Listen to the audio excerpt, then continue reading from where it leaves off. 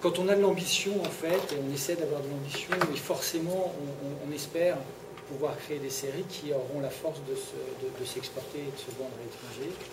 Ce n'est pas encore un enjeu économique, malheureusement, parce que les recettes générées par les ventes à l'étranger ne sont pas suffisamment élevées pour nous permettre de produire de manière plus luxueuse.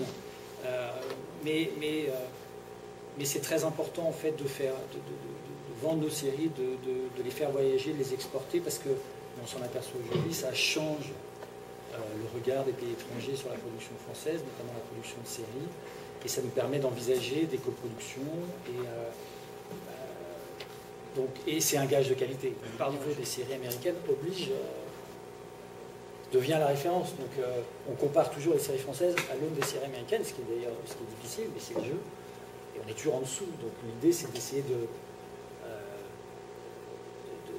combler ce gap. Et je pense que la production française, en quelques années, a fait beaucoup de progrès. On est loin de la maîtrise à la fois industrielle et même artistique dont les Américains savent faire preuve. Mais l'écart, c'est quand même un petit peu... On est moins ridicule. Et on le sent, non, mais on le dit très sincèrement, et on le sent parce que on est une chaîne de télévision est en contact avec d'autres chaînes à l'étranger et avec les Américains. Ça fait... on voit les agents, on voit les producteurs, on voit les chaînes américaines qui nous ont toujours reçus avec beaucoup de courtoisie, mais on voyait bien au départ qu'ils ne faisaient pas tellement attention à la production française. Ils avaient repéré qu'en Europe, il se passait des choses du côté anglais, mais ça, ils sont très proches, c'est des cousins. Donc mais il y avait déjà les Scandinaves s'étaient déjà fait remarquer. La France n'était pas du tout dans les radars.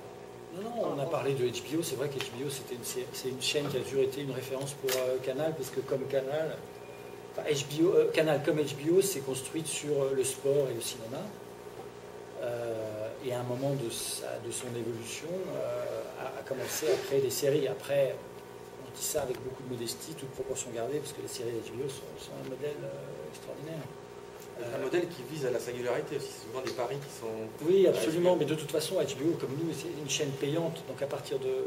Il faut réfléchir comme une chaîne payante, on n'est pas du tout en gros, dans une logique de demande comme les chaînes gratuites qui essaient de savoir ce que veulent les gens et leur donnent.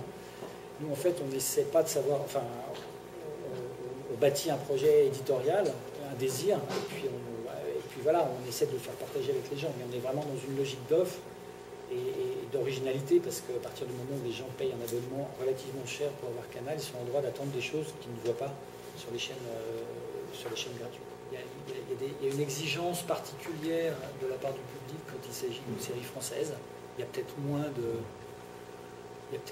d'indulgence. On n'est pas... Je ne sais pas à quoi c'est dû, peut-être que c'est lié au fait que dans une série américaine, il y a la distance, il y a le rêve, on est dans un imaginaire. La culture américaine nous berce depuis toujours, et à travers les films, la musique, etc. C'est devenu un monde qui n'est pas forcément l'Amérique telle qu'elle est, mais qui est la culture américaine. Et dans cette culture-là, les conventions font qu'on accepte peut-être plus facilement des hasards. Et par contre, quand on est dans une réalité qui vous correspond beaucoup plus, française, on sait comment ça se passe, a priori, et ben on est beaucoup plus sévère. Et après, il y a aussi le regard des Français sur eux-mêmes qui fait qu'on est parfois plus sévère avec ce qui vient d'ici. Mais c'est vrai que c'est compliqué. Et je dis ça par rapport au cinéma qui vous intéresse. Je ne sais pas si le cinéma français, on peut le reprocher de temps en temps de ne pas être du cinéma américain, mais c'est un peu comme si dans le cinéma français, la référence était en permanence le cinéma américain et que chaque film français était jugé à l'aune du cinéma américain. Ce serait un moment assez difficile et lassant. Et pourtant, c'est ce qui arrive en fait dans les séries. C'est comme ça, c'est parce qu'il y a un modèle qui domine tellement en fait, et puis qui est tellement, c'est vrai, abouti et chaque série nouvelle, c'est toujours le positionnement, c'est est-ce qu'elle est mieux, moins bien, c'est assez intéressant. Canal+ a voulu développer des séries originales exclusives parce que l'exclusivité qui avait été la marque du cinéma sur Canal, quand Canal s'est créé il y a 30 ans, il n'y avait pas de cinéma, il y avait à la télévision, il n'y avait pas de cinéma, de films récents. Donc c'était la première chaîne à proposer des films à l'époque 18 mois après la sortie, ce qui était déjà en soi, c'était une grande nouveauté. Et puis 30 ans après, ça a complètement changé. Aujourd'hui, quand un film arrive à l'antenne de Canal, entre l'exploitation en salle et l'antenne de Canal, il y a eu le DVD, il y a eu la VOD, donc ça n'a plus la même fraîcheur qu'avant, ça n'a plus la même exclusivité. Donc c'est vrai que développer de la série pour une chaîne comme Canal, c'est proposer à ses abonnés des programmes qui sont complètement exclusifs, qui n'auraient été vus nulle part, ce qui est un atout. Quand on signe un contrat de développement avec un producteur, sur une série par exemple, pendant toute la durée de la série, on est co-détenteur des droits. La convention de développement type, c'est on dit on est d'accord pour... on trouve un projet intéressant, on va développer le scénario pour savoir si on va le tourner ou pas. Et, et le coût de ce développement, on va le partager à 50-50 avec le producteur. Et on va détenir 50% des droits comme le producteur. Donc effectivement, et comme on est la chaîne, et c'est nous qui commandons la série, c'est nous qui validons le passage d'une étape à une autre. Donc c'est vrai qu'on a la main d'une certaine manière sur cette période de développement. Quand je dis ça, c'est pas manière d'exprimer un quelconque pouvoir, parce qu'on essaie de ne pas travailler comme ça, on travaille dans l'échange, dans la confiance. Mais on essaie de faire en sorte que le projet aboutisse le mieux possible et corresponde à nos attentes et à nos ambitions. Le projet de départ. Et au projet de départ. Ce qui fait que c'est un échange permanent, on lit toutes les étapes de l'écriture du scénario, sur lesquelles on s'entend avant, contractuellement, et en fait, et à chaque étape, on rencontre l'auteur, le producteur, on fait des notes, et on discute de tel ou tel point qui nous semble fonctionner, pas fonctionner, pourquoi, et on essaie toujours, il me semble, d'améliorer les choses. On a la chance d'être... Le producteur est déjà un premier regard extérieur pour un auteur, mais assez vite, le producteur est complètement impliqué dans un projet. Nous, on reste à notre place de diffuseur, de spectateur, en fait.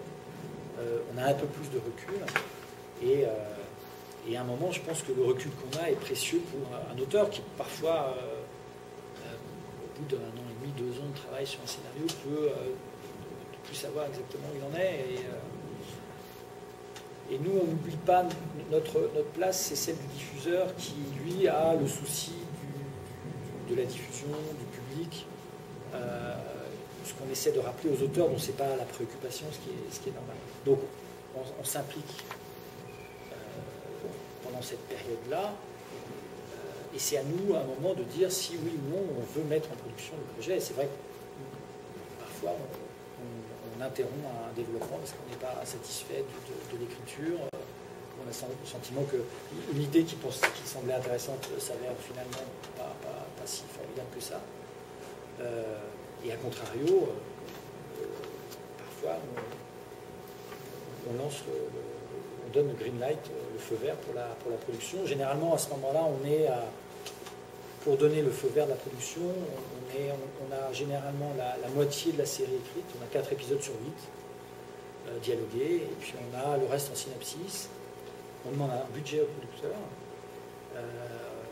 On s'est entendu sur le nom d'un réalisateur pour les premiers épisodes, éventuellement sur le casting. Donc il y a à la fois le dossier artistique, c'est l'écriture, le réalisateur, le casting, parfois un mood board pour la déco et les costumes. Et puis un volet financier, c'est le budget et le plan de financement. En fait, nous, on est garant pour la chaîne de la qualité des séries qu'on livre à la chaîne. Et après, il y a tout le volet qui touche le métier de diffuseur, qui est la promotion et la diffusion. Quand on a lancé des séries sur Canal, on s'est dit on va arrêter de faire des séries de 90 minutes, parce que les séries de 90 minutes induisaient une écriture assez traditionnelle, et finalement un peu proche du long métrage. non, du téléfilm, on va dire. Le polar de 90 minutes, c'est que ça soit... voilà, il y avait un côté vieillot. Et l'écriture de 52 minutes oblige à une certaine modernité. On est allé chercher des réalisateurs de cinéma parce que schématiquement, on se dit que du côté du cinéma, il y a raison, mais ça dépend des films. Mais il peut y avoir chez un cinéaste quelque chose de plus personnel que chez un réalisateur de télévision qui ne serait qu'un faiseur. Évidemment, on n'est pas du tout, nous, qui travaillons pour la télévision, on travaille essentiellement avec des gens de télévision, des réalisateurs de télévision. On n'est pas dans cette espèce de dichotomie ou de hiérarchie. Néanmoins, aller chercher Pierre Schoeller ou Assayas ou Olivier Marchal, hein, parce que nous, on est hyper éclectique. C'est vraiment des mondes très très différents. On n'est pas dans la cinéphilie, ou alors dans la cinéphilie au sens très très large. Un projet avec Jean-Claude Van Damme. Enfin voilà, on s'amuse. Comme réalisateur? Non, comme acteur. Ah, mais ce serait intéressant de demander voilà, en fait, ça nous amuse d'essayer de réunir des gens qui viennent d'univers différents, qui viennent du cinéma, pourquoi pas d'ailleurs du roman, quand il s'agit des auteurs, pour aller chercher des gens qui ont, un point de vue. C'est vrai que... mais il y a des réalisateurs de télévision qui ont un point de vue, bien sûr. Et c'est ça qui nous intéresse. Ce qu'on peut reprocher à la télévision, parfois, c'est de ne pas avoir de point de vue, d'être juste dans une histoire de plus... parfois pas mal faite, mais au fond qui ne dit rien de plus que la petite anecdote qu'elle raconte. Non, nous, la technique, elle est au service de l'artistique. Il y a des normes techniques, il ne faut pas être en dessous, c'est-à-dire qu'il ne faut pas donner un PAD qui pourrait provoquer un incident d'antenne parce qu'il y a un noir, enfin qu'il y a le faisceau est interrompu, mais en fait c'est beaucoup plus subjectif, c'est plus artistique. Par exemple, au départ, nous, pour prendre des exemples très concrets, et encore une fois, quand on était dans une démarche d'aller un peu contre ce qu'ils faisaient d'habitude, quand on regardait la photo,